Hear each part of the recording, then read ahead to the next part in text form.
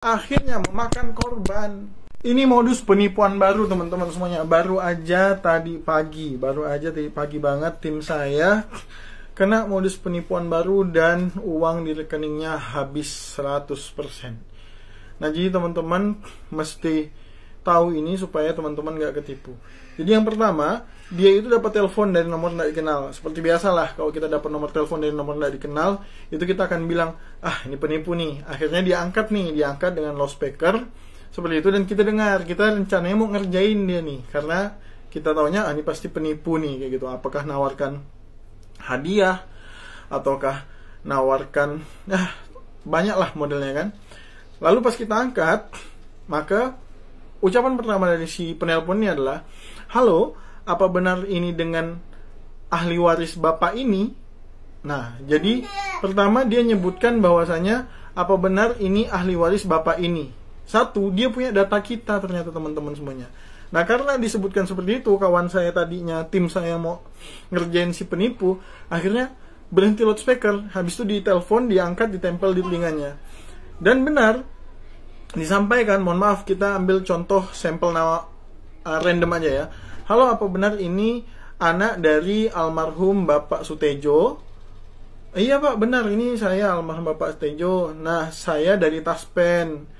Izin Mas, boleh nggak kita teleponan lewat WA? Karena kalau lewat pulsa, pulsanya bisa habis banyak gitu.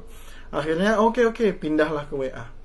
Nah, saat udah pindah ke WA, dia menggunakan WhatsApp bisnis, gambar Taspen, dan segala macam detailnya detail banget, seperti Taspen beneran. Namun tidak verify. Akhirnya ditelepon lagi, halo, diulangi lagi teman-teman. Apakah benar ini anak atau ahli waris dari Bapak si Tejo yang lahirnya di sini, bulan segini, tahun segini, dan meninggal di sini, bulan segini, tahun segini. Karena data-data itu benar dan tepat, akhirnya tim saya ini pun mengikuti, oh iya Pak, benar. Sampai bahkan mengatakan, mohon maaf ya Pak ya, tadi saya udah negative thinking, saya kira Bapak penipu.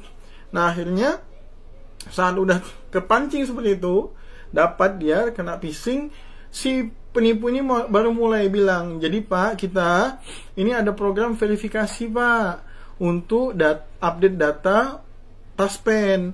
Karena aplikasi yang lama itu tidak ramah untuk orang tua Pak, membingungkan orang tua dalam mendaftar ulang atau verifikasi. Nah, ini kita ada aplikasi baru Pak, boleh tolong di-download. Akhirnya di-download sama teman saya, karena berpikirnya untuk verifikasi ulang. Nah, saat di-download, awalnya udah kehalang tuh sama sistem security yang ada di handphone. Nah, nggak bisa ke-download, dan waktu itu dia minta share screen. Diajarin cara downloadnya, habis itu nggak bisa.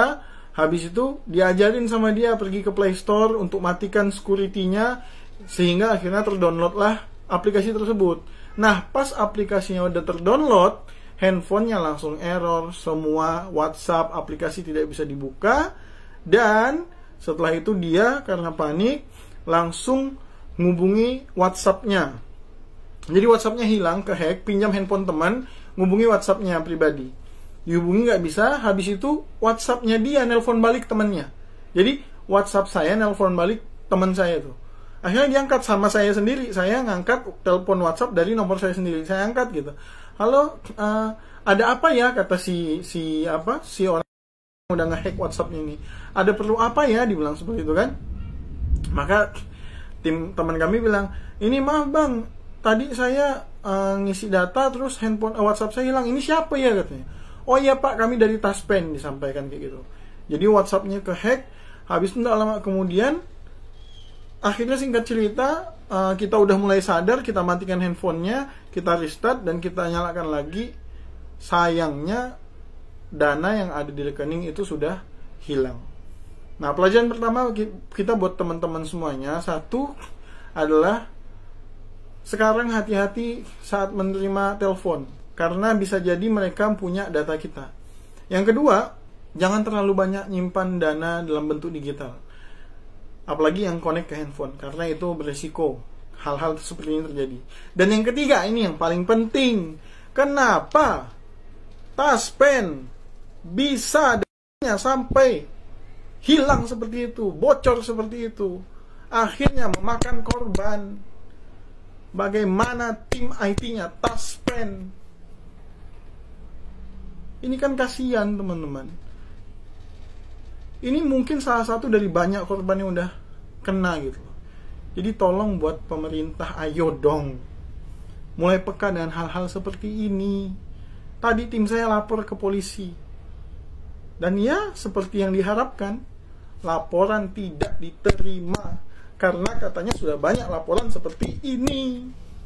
Ya, balik lagi, karena memang apapun itu takdir dari Allah Subhanahu wa taala. Kita yang lagi kena uji harus bersabar, dan mereka-mereka yang punya pangkat dan bisa membuat kebijakan harusnya membantu. Sampai jumpa.